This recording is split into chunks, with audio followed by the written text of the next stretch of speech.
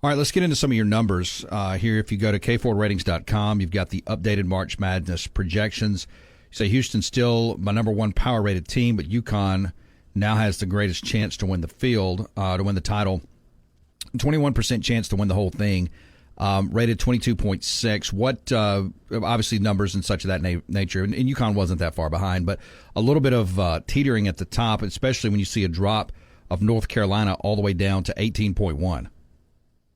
Yeah, so just like it was coming into the tournament, Jake, and again, we don't always say this after the first week of play, but the top four teams by my power ratings and by the chance to make the Final Four and win the national championship are still the same four teams, maybe in a slightly different order for chances to win, as you mentioned, and they're all coming from different regions here. I mean, UConn is still the favorite in the East, as they have been for me since the start, and really for everybody. Houston, the favorite out of the Midwest. Purdue, the favorite out of the South. And Arizona, even though they are the 2 seed, my power ratings and some others out there as well did have them as the best team by power rating standpoint in the West region, even over the number 1 seed North Carolina, and with the best chance to make it to Phoenix. And I do think that playing in the West region, I believe is it in Los Angeles this year, I want to say, is where that is. Like Arizona, North Carolina has a great fan base. It's a national fan base, and they're going to travel. But if it's Arizona and North Carolina in the Elite Eight, and it's in the West region out there in Los Angeles, I fully expect Arizona to have just as many, if not more, fans in North Carolina in a game of those two high-profile programs and teams.